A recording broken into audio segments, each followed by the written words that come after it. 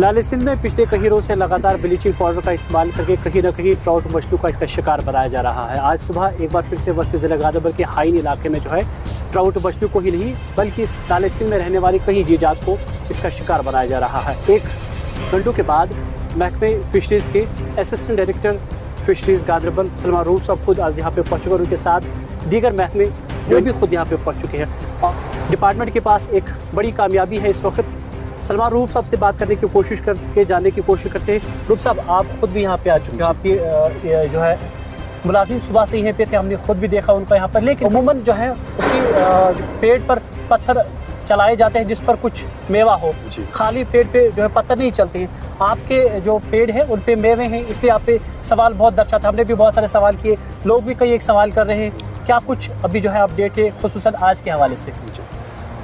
देखिए, एक्चुअली सुबह जो इन्फॉर्मेशन आई थी और जिस पे आपने बड़ा अच्छा वीडियोग्राफी करके लोगों को आगाह किया था और जो डिपार्टमेंट के डिफरेंट टाइप के ऑफिसर्स हैं, डिफरेंट लेवल के ऑफिसर्स हैं, वो सब चौकन्ना हो ही गए थे उससे पहले भी जब मीडिया रिपोर्ट्स आई। लेकिन एक बात मैं यहाँ ज़रूर कहना चाहूँगा, ये हमारा सरमाया है, ये मेरा ही नहीं, हम एज एन ऑफिसर मेरा ही नहीं है, लेकिन ये लोगों का सरमाया और हमारे कश्मीर का सरमाया है। और जब भी ऐसा कोई कत्लेआम होता है तो हमारे दिल को भी दर्द होता है, हम भी इंसान हैं। रही बात इनपुट्स की, तो जैसे हमें इनपुट्स मिले, मेरे मुलाजिम पूरे सिंध पे चक्कर लगाते हुए नीचे से ऊपर तक, और मैं इन कनेक्शन था विद एग्जीक्यूटिव इंजीनियर जल शक्ति डिपार्टमेंट और हमारे शबीर साहब हैं जो AEE हैं जल शक्ति डिपार्टमेंट के। तो सारे ऑफिसर्स जो थे वो लगे हुए थे ये खोज करने में कि एक्चुअली रीज़न क्या है। देखिए, सबसे इम्पॉर्टेंट ये इम्पॉर्टेंट नहीं है कि मॉर्टेलिटी हो गई या ब्लीचिंग पाउडर का यूज़ हुआ, इम्पॉर्टेंट ये है कि ये ब्लीचिंग पाउडर आया कहाँ से, क्योंकि हम भी जानते हैं कि ये PHE डिपार्टमेंट की प्रॉपर्टी है।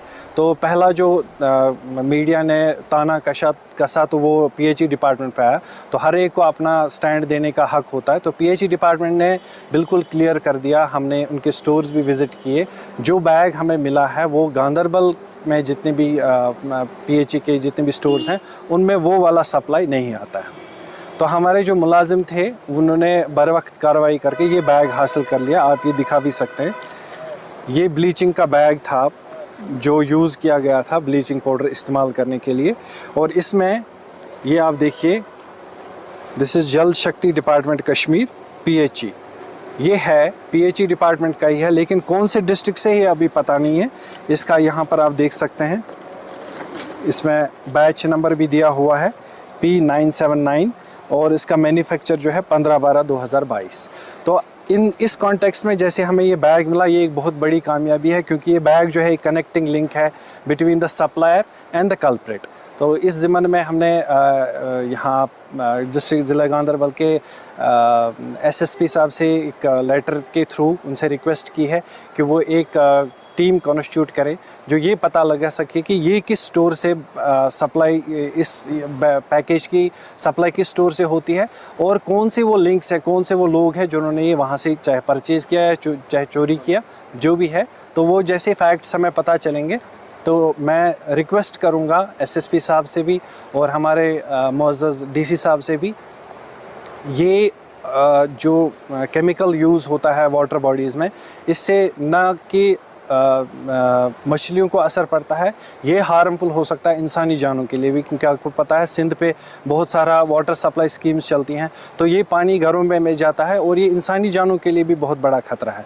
तो हमें ये पता करके ये कल्प्रिट्स कौन है, उनके खिलाफ सख्त से सख्त कार्रवाई करनी चाहिए ताकि वो बाकी शरपसंद अनासरों के लिए एक तंबिया बने। रूप साहब, आखिर में आपसे जानने की कोशिश करता हूँ, जिस तरीके से आपका महकमा जो है भरपूर कोशिश कर रहा है, सालों साल इसमें बीज डाले जाते हैं ट्राउट मछली की तादाद को बढ़ाने के लिए इसमें नाले सिंध में, तो दूसरी जानिब ऐसे शरपसंद अनासर जो है मौका ढूंढते हैं, जब पानी इसमें होता है तो उस वक्त जो है वो बिजली के करंट लगाना या फिर इसमें जो है जाल लगाना, और जब पानी कम हो जाता है तो फिर इस तरीके के जो हथकंडे इस्तेमाल किया जाता है।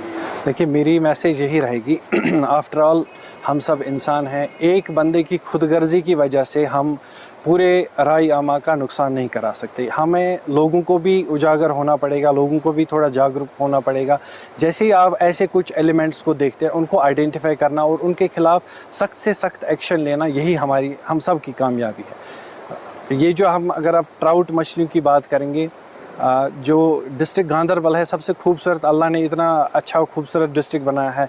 और आपकी इंफॉर्मेशन के लिए बता दूं कि 250 एंगलर्स इस साल हमारे इस सिंध रिवर में फ़िशिंग कर चुके हैं, जिसमें से कुछ फॉरेन एंगलर्स भी हैं। जब टूरिस्ट्स यहाँ पे आके इस चीज़ को, इस नेचर को एंजॉय करते हैं, वो अपनी तरफ से इकोनॉमी को ऐड करते हैं। तो डिस्ट्रिक्ट गांदरबल जो है ग्लोबल मैप पे एक बहुत बड़ी टूरिस्ट डेस्टिनेशन है। तो इस चीज़ को कंजर्व करना हम हर एक फ़र्द की ज़िम्मेदारी है। हमने आज तक करीब 4 से 5 लाख रुपए तक जुर्माना हासिल किया है, जिसमें बहुत सारे लोग छोटी मच्छरदानी लेके या नेट लेके रात को इलीगल फ़िशिंग करते हैं।